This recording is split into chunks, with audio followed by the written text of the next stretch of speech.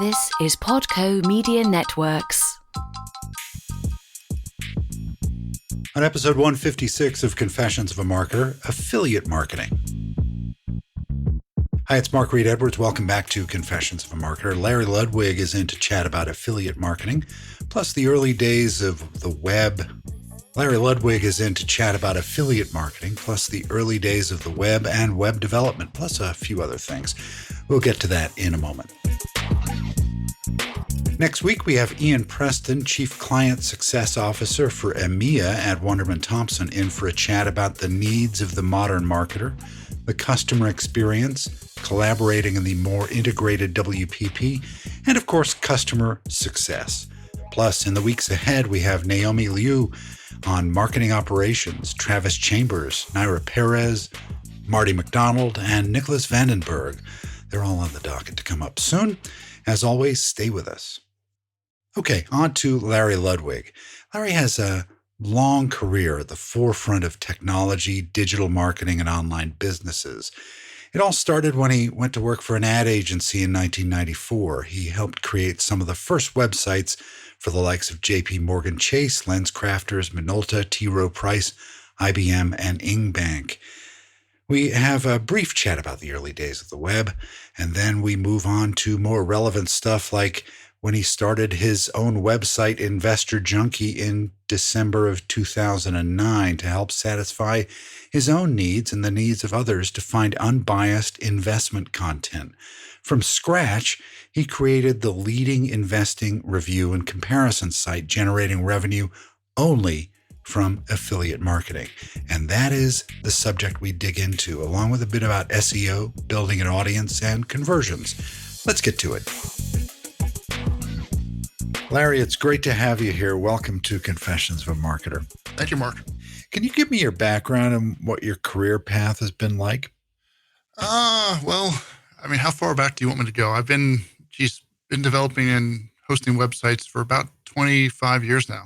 Yeah, I've been in the web for about as long, since I think the first website I worked on was in 1994, which was pretty early on. And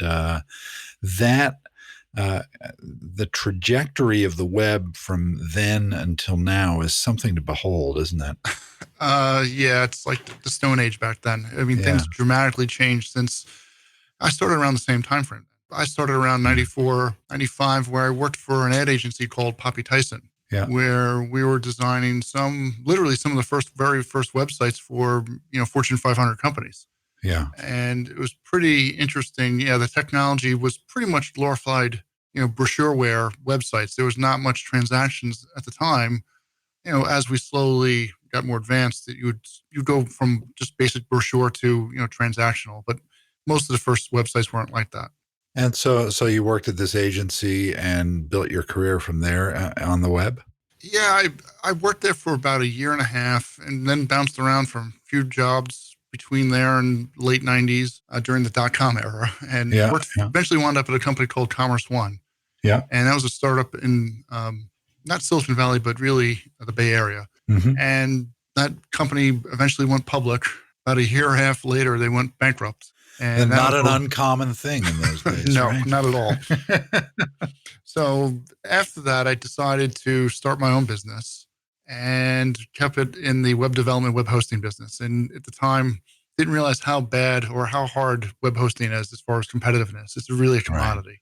Right. Yeah. And what was it, about like 10 years into developing websites and hosting them for others, really got frustrated and decided to, now this is December of 2009, decided to create my own website. Yeah. And that site was called Investor Junkie. Oh, okay. And that was a personal finance investment website.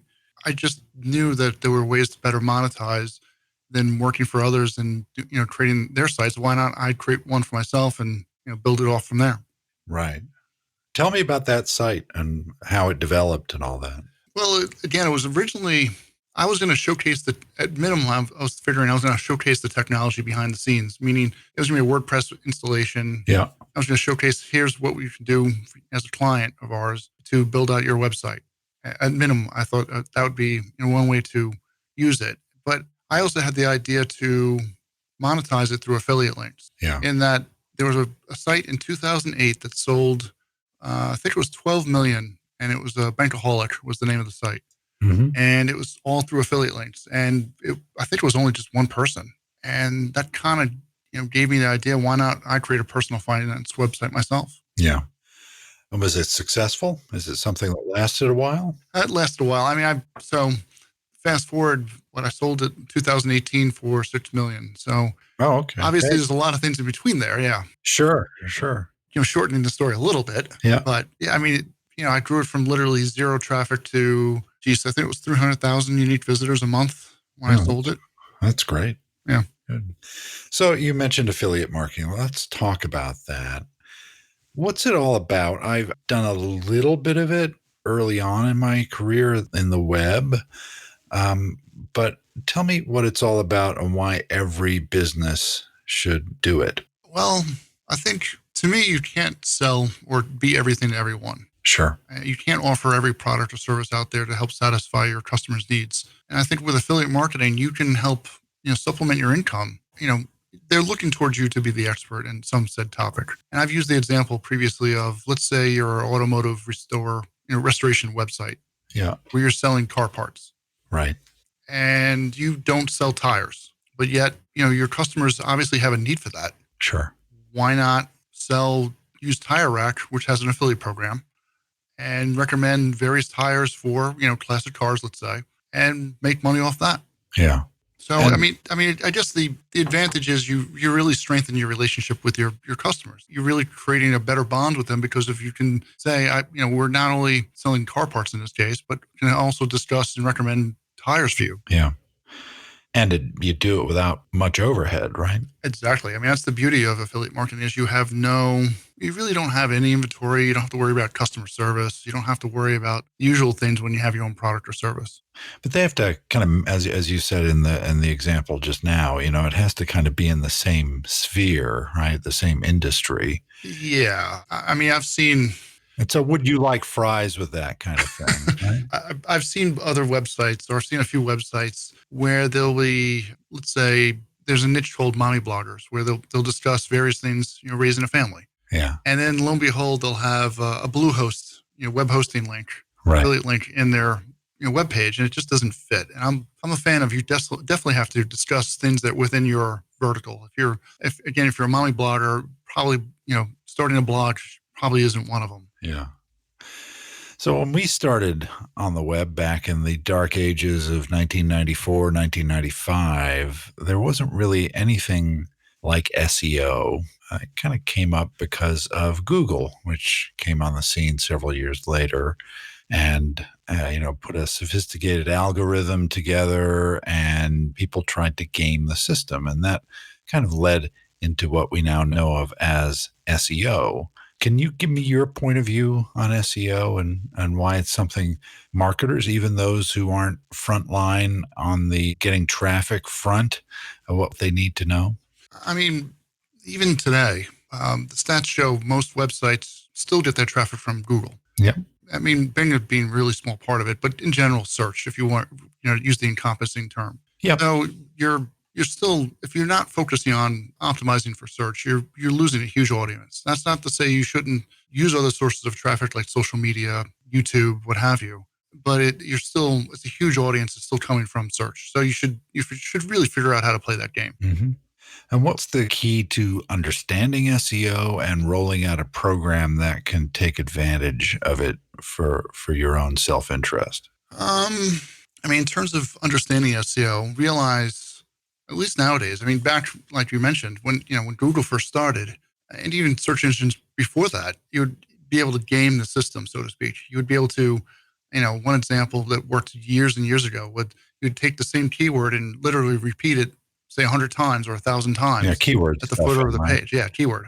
Yeah. And that would get you almost instantly ranked number one or close to it on the page. So that technique no longer works. And a lot of the gaming that used to work years ago really doesn't work with Google. And if anything, it's rewarding people with good content. Yeah. There are definitely cases where you can rank for content that has zero backlinks. So it used to be Google used to care only about backlinks, and that was their patent on how to actually use trademark to get links to your site, considered how important that page was. And that's not, I mean, it still applies, but it's not the only factor that Google uses. If anything, they use much more. They look at your website as if you're a person actually viewing the page. Yeah. So therefore, placement of buttons or content, the actual content itself is very critical.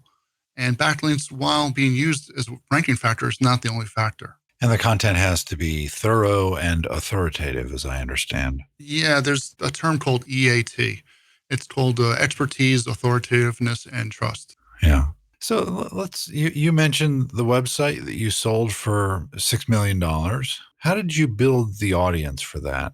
And what advice do you give to other people in business who have a website that they want to build an audience for? I mean, definitely, like I said, one of the factors is SEO. And it depends, of course, if you're, like, let's say a local business, let's say a plumber, obviously your audience is not nationwide. Yeah. But, SEO, if anything, could be more to your advantage as a local merchant, where you have less competition, or the competition really doesn't understand how to use SEO.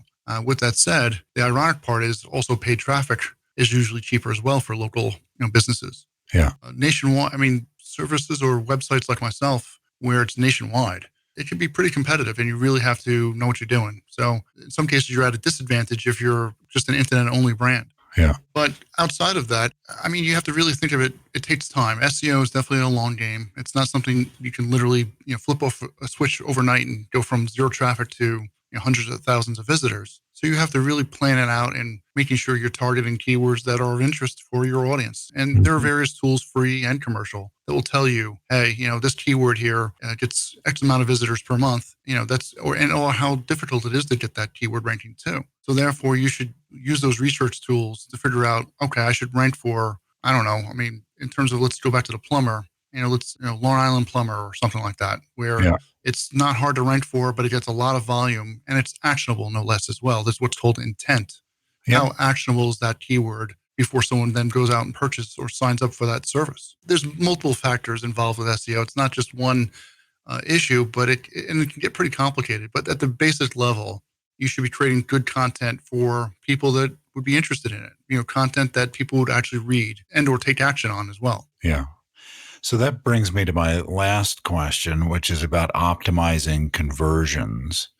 Obviously, a chasm that people want to bridge pretty much everywhere, right? It's important to convert traffic. So how do you optimize conversions?